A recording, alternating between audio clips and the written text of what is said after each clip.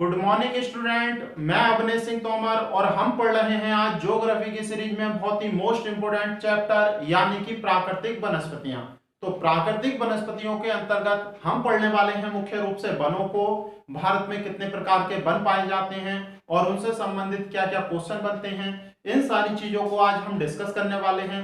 तो आप वीडियो को बिल्कुल लास्ट तक देखें और लास्ट में कमेंट करके ये जरूर बताएं भाई कि वीडियो आपको कैसी लगी। अगर अच्छी लगे तो लाइक जरूर करें और ज्यादा से ज्यादा वीडियो को शेयर किया करें भाई।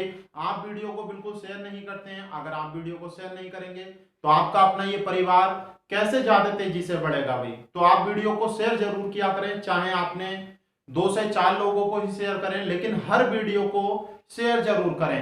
सही है, देखते हैं देखो हम क्या क्या पढ़ सकते हैं प्राकृतिक वनस्पतियों में। तो एक बात और ध्यान रखें भाई, आज हम बेसिक समझ को डेवलप करेंगे इसके अंतर्गत, क्योंकि नए टॉपिक हैं भाई, जनरली हर कोई नहीं पढ़ाता। तो अगर सारी चीजें मैं एक साथ आपको पढ़ा दूंगा तो शायद आप नहीं समझ पाएंगे। तो आज थोड़ा स्लो और बेसिक चीजों को हम पढ़ने की कोशिश करेंगे। कल जो स्टैंडर्ड चीजें पूछी जाती हैं उनमें हम पढ़ेंगे भाई। क्लियर है? तो आप बहुत ध्यान से देखें। अगर मैं बात करूं प्राकृतिक वनस्पतियां, प्राकृतिक वनस्पतियां सही है क्या होती हैं भाई, पहले तो हमें यही पता होना चाहिए कि प्राकृतिक वनस्पतियां होती क्या हैं। तो एक लाइन में आप समझ सकते हैं, वे सभी वनस्पतियां जो पूरी तरह से प्रकृति पर निर्भर हों। वे सभी वनस्पतियां जो पूरी तरह से प्रकृति पर निर्भर हों, मानवीय गतिविधियों का उस पर कोई भी प्रभाव ना हो। कि देखो हम वनस्पतियां तो कह सकते हैं, जैसे घरों में पेड़ पौधे लगा लेते हैं, बड़े बड़े आम के बाग लगा लेते हैं, लीची के बाग लगा लेते हैं, तो वनस्पतियां तो हैं, लेकिन इनका पालन पोषण हम कर रहे हैं, यानी कि मानव के द्वारा किया जा रहा है। सही है, इन्हें ही हमने लगाया, उगाया, इनकी परवरिश की, तो ये वनस्पतियां तो हैं। लेकिन प्राकृतिक वनस्पतियां नहीं है। प्राकृतिक वनस्पतियां उन्हें कहते हैं जो बिना मानव की सहायता के उगती हैं और पूरे जीवन पर्यंत अपना जीवन काटती हैं भाई, पूरी तरह से नेचर पर निर्भर रहती हैं। उन्हें पानी लगाने वाला कोई भी नहीं होता, जो वर्षा होती है उसी से वो जल को प्राप्त करती हैं। तो इस प्रकार की वनस्पतियों को हम कहेंगे प्राकृतिक वनस्पतियां। और हाँ, एक बात और ध्यान रखें, जो भी शब्द मैं बोल रहा हूं उसे लिखते हुए जरूर चलें भाई। को प्रत्येक शब्द आपके काम का है और इसमें देखो समझाने की चीजें ज्यादा हैं, बोर्ड पर लिखने की चीजें कम हैं। अगर कोई टफ वर्ड आता है जो आपके समझ में नहीं आएगा तो केवल वही मैं बोर्ड पर लिखूंगा, बाकी की सारी चीजें समझाने की हैं। बहुत ध्यान से चीजों को पढ़ें। देखते हैं, देखो ये बात आपको क्लियर हुई भाई कि प्राकृतिक वनस्पतियां वे वनस्पतियां होंगी जो पूरी तरह से प्रकृति पर निर्भर हों, और इसके अंतर्गत मुख्य रूप से हम वनों को ही रखते हैं भाई। सही है, और भी बहुत सारा है, जैव विविधता को हम काउंट करते हैं भाई। लेकिन देखो जैव विविधता क्या होती है भाई, थोड़ा सा इसके बारे में भी मैं आपको बता दूं। जब हम एनवायरमेंट पढ़ेंगे भाई, जब हम पर्यावरण पढ़ेंगे तो इसके बारे में पूरी डिटेल से बात करेंगे, लेकिन अभी इसके बारे में हम बात नहीं कर रहे। अभी हमारा प्रमुख टॉपिक ये है। तो ये जो टॉपिक है वो भी इसी का है भाई। जैव विविधता का मतलब होता है जहां पर जीव जंतु और वनस्पतियों की कई प्रजातियां संयुक्त हों या फिर कई प्रजातियां उपस्थित हों, उसी को कहते हैं हम जैव विविधता। तो भारत एक बहुत बड़ा जैव विविधता वाला देश है भाई। विश्व के टॉप 10 में गिनती आती है कि सबसे ज्यादा जीव जंतु और पेड़ पौधों की प्रजातियां भारत में पूरे विश्व में 10वें नंबर में और एशिया में चौथे नंबर पर आती हैं। तो इतनी ज्यादा पेड़ पौधों की प्रजातियां हैं, जंतुओं की प्रजातियां हैं, तो सबके बारे में तो हम नहीं पढ़ सकते भाई, केवल वहां से पढ़ेंगे जहां से हमारे क्वेश्चन आते हैं। क्लियर है? तो जैव विविधता हम पढ़ेंगे पर्यावरण के अंतर्गत। तो आप याद रखें, प्राकृतिक वनस्पतियां किसका पार्ट है?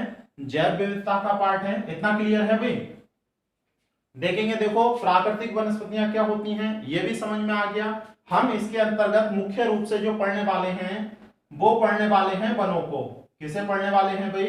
वनों को पढ़ने वाले हैं। और ध्यान से समझें, भारत में कई प्रकार के वन पाए जाते हैं। भारत में कई प्रकार के वन पाए जाते हैं।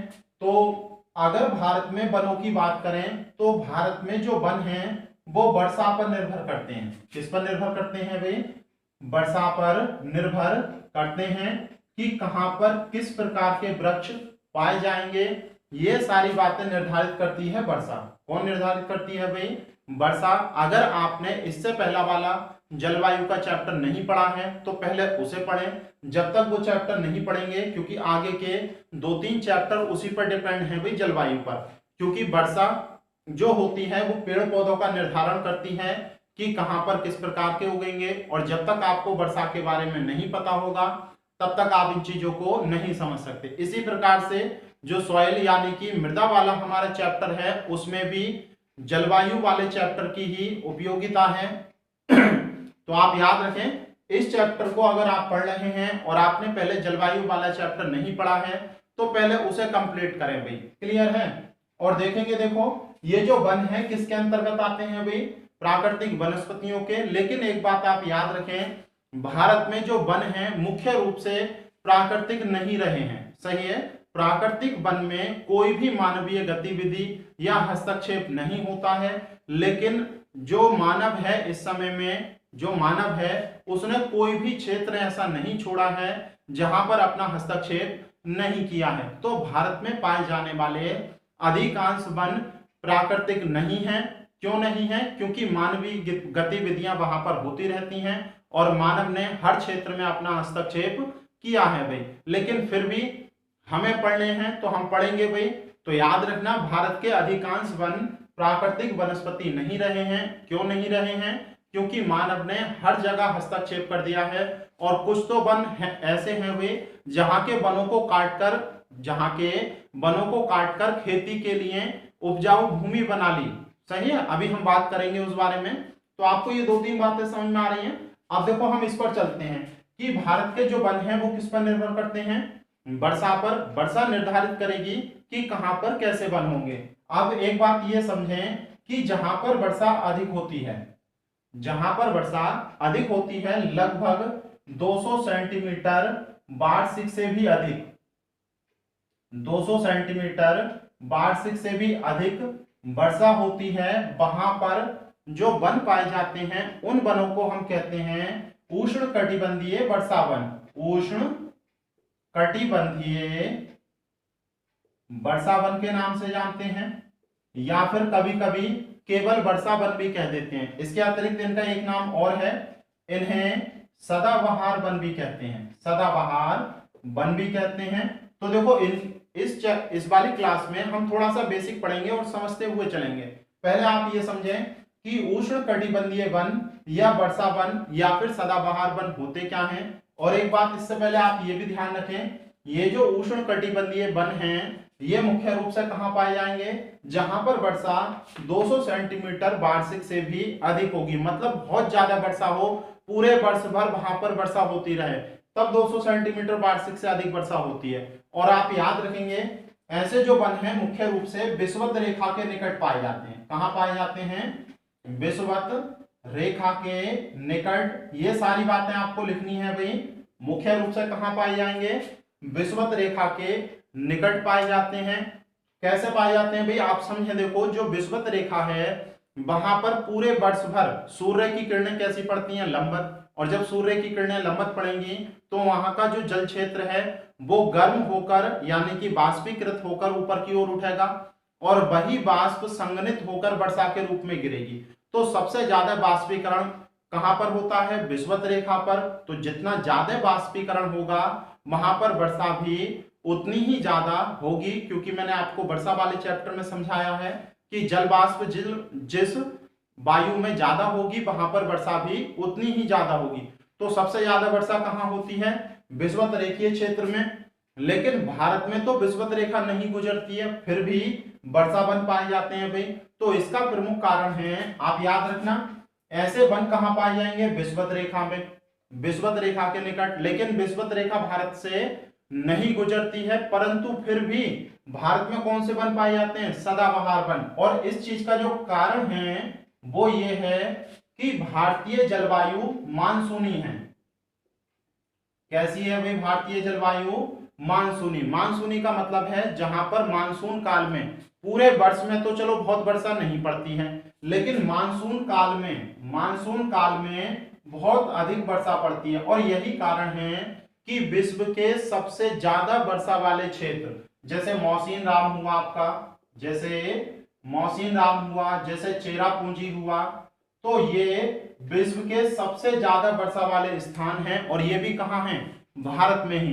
तो आप अंदाजा लगा सकते हैं कि मानसून से कितनी ज्यादा प्रवाहित होती है, मानसून से कितनी ज्यादा प्रवाहित होती हैं भारत की प्राकृतिक वनस्पतियां। तो ये लाइन आप समझ पा रहे हैं भाई। और देखो आप समझें, जो प्राकृतिक जो उष्ण कटिबंधीय वर्षा वन होते हैं वो सदाबहार वन क्यों कहलाते हैं, सदाबहार वन इन्हें इसलिए कहते हैं क्योंकि इनकी जो पत्तियां होती हैं, इनकी जो पत्तियां होती हैं वो पूरे वर्ष भर रहती हैं। जैसे आप उत्तर भारत में रहते हैं भाई, उत्तर भारत में आप क्या देखते हैं कि जाड़ों के बाद जो पेड़ हैं अपनी पत्तियां गिरा देते हैं और जैसे ही वर्षा पड़ती है फिर नई पत्तियों को धारण कर लेते हैं। लेकिन ये उसके उलट है बिल्कुल।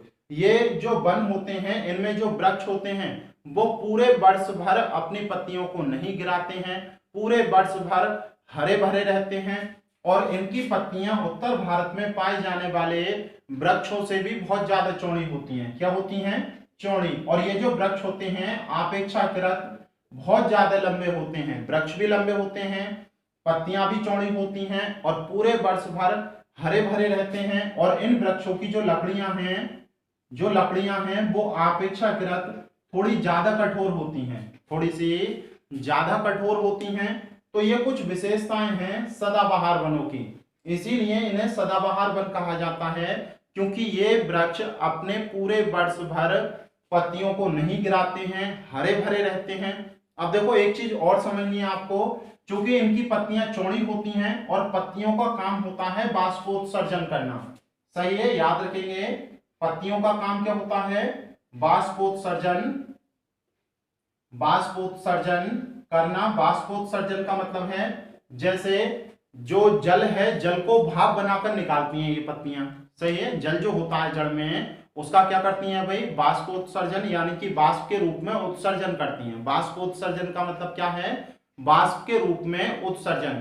तो आप ध्यान रखेंगे कि पत्तियां मुख्य रूप से क्या काम करती हैं, पानी का बाष्पोत्सर्जन। तो जितना ज्यादा पानी होगा बाष्पोत्सर्जन उतना ही ज्यादा होगा, जितना ज्यादा पानी होगा बाष्पोत्सर्जन उतना ही ज्यादा होगा। तो याद रखेंगे जब बाष्पोत्सर्जन ज्यादा होगा इसका मतलब है वायु में, वायुमंडल में नमी क्या होगी, अरे बाष्प से क्या होती है, नमी।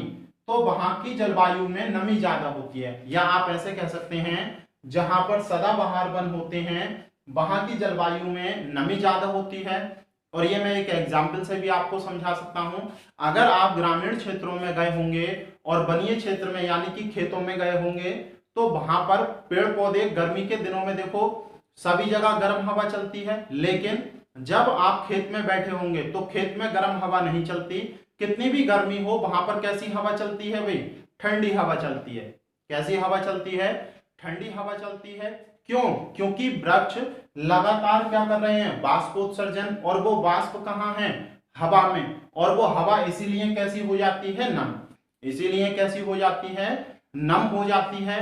तो ये वाली बात आप समझ पा रहे होंगे भाई कि जहां पर सदाबहार वन होंगे वहां के पेड़ अपनी पत्तियों के माध्यम से ज्यादा बाष्पोत्सर्जन करेंगे और उस बाष्पोत्सर्जन के कारण वहां की वायु में क्या होगी, नमी। तो ये कई बातें हैं जो आपको ध्यान रखनी है। अब आप जानते हैं भाई कि किन किन क्षेत्रों में भारत में अधिक से अधिक वर्षा पड़ती है, मतलब 200 सेंटीमीटर से ज्यादा।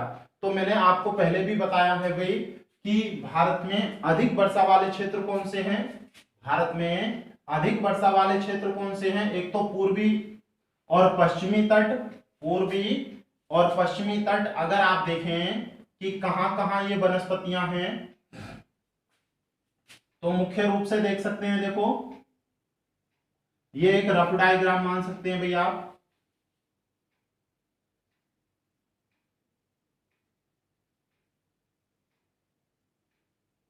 क्लियर है भाई देखेंगे, देखो ये इधर पूर्वोत्तरी क्षेत्र, मैं ज्यादा नहीं बना रहा भाई क्योंकि हो सकता है शायद इसमें कैमरे में कवर नहीं हो रहा हो। तो देखेंगे, देखो पूर्वोत्तरी क्षेत्र को इधर बना देता हूं मैं, सही है भाई। देखेंगे देखो पूर्वोत्तरी क्षेत्र ये हो गया, ये पूरा भारत है। तो ये वाला जो क्षेत्र है ये पश्चिमी तट है, ये पश्चिमी तट है।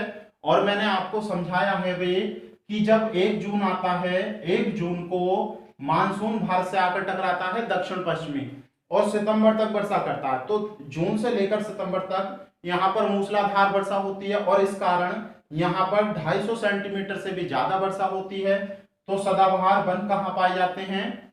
पश्चिमी तट पर। इसके साथ साथ यहाँ पर देखो ये वाला जो तट है ये कोरोमंडल तट कहलाता है तमिलनाडु का। और मैंने आपको समझाया था भाई कि जो लौटता हुआ मानसून होता है वो यहाँ पर वर्षा करता है, उत्तर पूर्वी मानसून होता है वो यहाँ पर वर्षा करता है, और साथ ही साथ जो चक्रवात होते हैं आंशिक रूप से यहाँ की जलवायु उससे भी प्रभावित होती है जिसके कारण इस पर वर्षा होती है। तो यहाँ पर भी काफी वर्षा होती है, लेकिन एक अंतर है, इस यहाँ के जो सदाबहार वन है और यहाँ के जो सदाबहार वन है उसमें एक अंतर है कि यहाँ के जो सदाबहार वन है, पश्चिमी तट के जो सदाबहार वन है वो सघन है। कैसे हैं भाई? सघन का मतलब है ज्यादा घने, एक दूसरे के अधिक निकट हैं, ये सही है। जबकि ये थोड़े कम घने हैं। कैसे हैं? कम सघन हैं। और इसका कारण आपसे पूछा जाए तो आप याद रखना, यहाँ के जो लोग हैं तमिलनाडु के, उन्होंने वनों की लगातार कटाई की है और कटाई करने के फलस्वरूप उन्होंने यहाँ के वनों में ज्यादा से ज्यादा हस्तक्षेप किया है और कटाई करके उन्हें उपजाऊ भूमि बना लिया फसल के लिए। तो यहाँ के वन कम सघन हैं जबकि पश्चिमी तट के वन ज्यादा सघन हैं। और एक बात याद रखेंगे, जो सदाबहार वन होते हैं वो अपेक्षाकृत बहुत ज्यादा सघन होते हैं, एक दूसरे के समीप वृक्ष होते हैं इसमें, और वृक्ष होने के साथ साथ ये इतने ऊंचे होते हैं बहुत ज्यादा, और इनमें लताएं भी पाई जाती हैं। क्या पाई जाती हैं भाई? लताएं। लताएं का मतलब होता है जो बेल होती है, नहीं बेल से आपने देखा होगा भाई, बेलों वाले जो वृक्ष होते हैं तो बेलें बहुत पाई जाती हैं। इसी कारण यहाँ पर सूर्य की किरणें जमीन तक भी नहीं जा पाती। सही है? क्यों? क्योंकि ये वृक्ष अधिक घने होते हैं, ज्यादा ऊंचे होते हैं, पत्ते चौड़े होते हैं और साथ ही साथ इनमें क्या पाई जाती हैं? लताएं पाई जाती हैं। इस कारण सूर्य की किरणें भी धरती तक नहीं पहुंच पाती हैं। लेकिन जो पूर्वी तट के वन हैं उनमें मानवीय हस्तक्षेप ज्यादा होने के कारण इनकी सघनता कम हो गई है। इन वृक्षों को काटकर यहाँ के लोगों ने उपजाऊ भूमि खेतों के लिए बना ली है। क्लियर है? अब आपको समझ में आ रहा है। इसके अतिरिक्त देखो ये जो तट है आपका पश्चिम बंगाल वाला, यहाँ पर भी पश्चिम बंगाल और उड़ीसा, यहाँ पर भी कुछ इसी प्रकार के वन पाए जाते हैं। और मेघालय में तो आपको पता है भाई, खासी की पहाड़ियों में मौसिन राम, और दूसरा कौन सा क्षेत्र है भाई? चेरापूंजी। तो सबसे ज्यादा वर्षा पड़ती है। तो यहाँ तो एक क्षेत्र आप ऐसे भी मान सकते हैं कि अरुणाचल प्रदेश को छोड़ दो, आप अरुणाचल प्रदेश को छोड़ दो और जितने भी पूर्वोत्तरी राज्य हैं ये, चाहे मेघालय हुआ, चाहे त्रिपुरा हुआ, चाहे मिजोरम हुआ, चाहे मणिपुर हुआ, चाहे नागालैंड, इन सभी राज्यों में मुख्य रूप से वर्षा वन या फिर सदाबहार वन ही पाए जाते हैं। वर्षा वन या सदाबहार वन ही पाए जाते हैं। तो आप समझे कहां कहां पाए जाएंगे? एक तो पूर्वी तट पर पाए जाएंगे भाई, दूसरे पूर्वी तट पर, पश्चिमी तट पर, और आपके मेघालय और अन्य पूर्वी राज्यों में। इसके साथ साथ यहाँ पर जो लक्षद्वीप समूह हैं वहां पर भी, क्योंकि समुद्री क्षेत्र में द्वीपीय रूप में है, तो यहाँ पर भी इसी प्रकार की वनस्पतियां हैं। अंडमान निकोबार द्वीप समूह में यहाँ पर भी इसी प्रकार की वनस्पतियां हैं। और एक बात और जानते होंगे आप कि ये हिमालय है, हिमालय की तलहटी में शिवालिक है। क्या है भाई? शिवालिक। और मैंने आपको समझाया है बहुत अच्छी तरह से, आपको याद होगा कि जो दक्षिण पश्चिमी मानसून की अरब सागर वाली शाखा होती है वो भी जाकर कहां टकराती है भाई? वो भी जाकर कहां टकराती है? शिवालिक से। और जो आपकी बंगाल की खाड़ी वाली शाखा होती है वो भी कहां जाकर टकराती है? शिवालिक से। इस प्रकार से शिवालिक से टकराती है भैया। यानी कि कोई सी भी शाखा हो मानसून की, सब जाकर किससे टकराती हैं? शिवालिक से। तो शिवालिक के गिरिपाद में एक तराई क्षेत्र का निर्माण हो गया है। किसका? तराई क्षेत्र का। और तराई क्षेत्र कैसा है? जहां पर पानी की उपलब्धता बहुत ज्यादा अधिक है।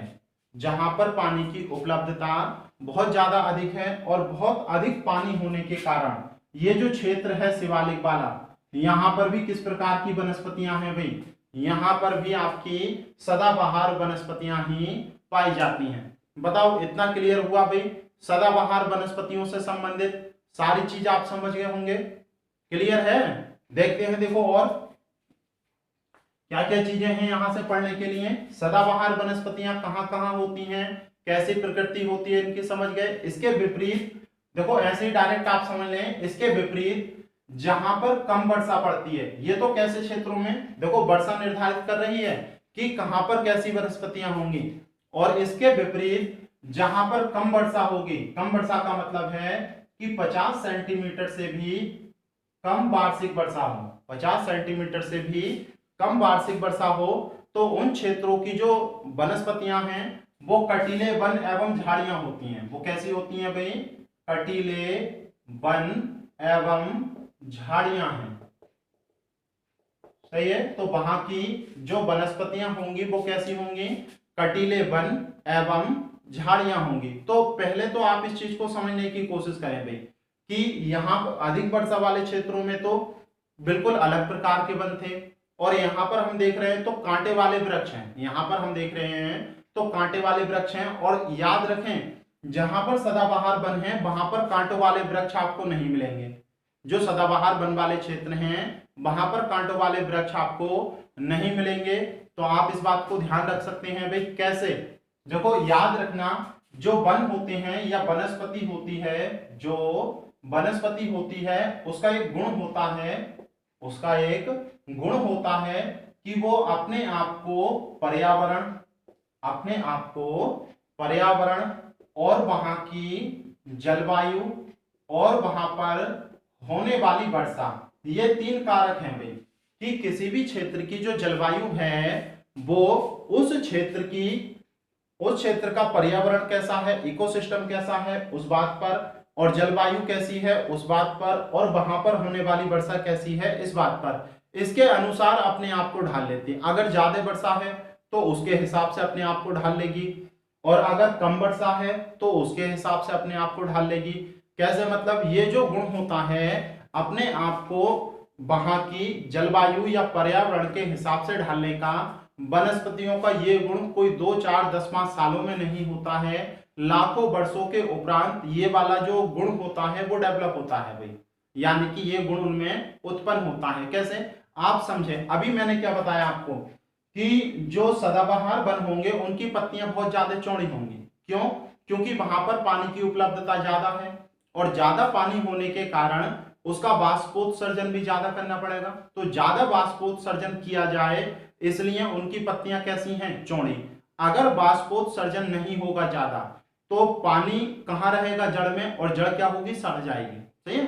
तो ज्यादा जो आपके सदाबहार वन होते हैं वहां पर कितनी भी वर्षा पड़ जाए, वो वनों की जो पौधे होते हैं या पेड़ होते हैं वो कभी भी जड़ से सड़ते नहीं। क्यों, क्योंकि पत्तियां बहुत चौड़ी हैं और ज्यादा से ज्यादा वो वाष्पोत्सर्जन करने में सक्षम हैं। जैसे आपने ताड़ का वृक्ष देखा होगा, ताड़ का जो वृक्ष होता है वो सदाबहार प्रकृति का ही होता, पत्ते देखो कितने चौड़े चौड़े होते हैं भाई।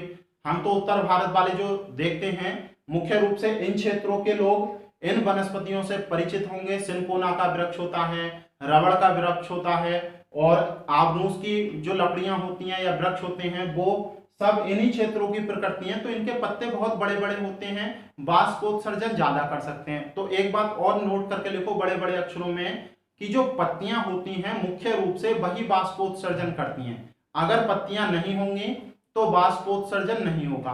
इसका मतलब ये है कि पत्तियां ही अगर वाष्पोत्सर्जन करती हैं, तो पत्तियां अगर नहीं होंगी तो वाष्पोत्सर्जन नहीं होगा, सही है। तो इसी कारण से ये जो क्षेत्र होते हैं कटीले वन एवं झाड़ियां, ये केवल वहां पाई जाएंगी जहां पर वर्षा की मात्रा कम होती है, क्योंकि यहाँ पर वैसे ही पानी नहीं है। और अगर यहाँ पर इन पेड़ों पर पत्तियां होंगी तो पत्तियां होने के कारण वो ज्यादा से ज्यादा वाष्पोत्सर्जन करेंगी। वो क्या करेंगी भाई, ज्यादा से ज्यादा वाष्पोत्सर्जन करेंगे।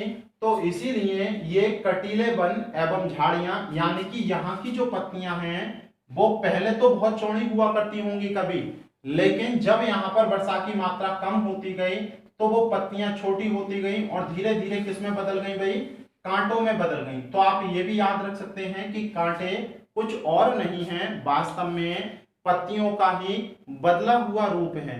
पत्तियां कांटों में बदल गई क्योंकि कांटे कभी भी बाष्पोत्सर्जन नहीं करते, कांटे कभी भी बाष्पोत्सर्जन नहीं करते।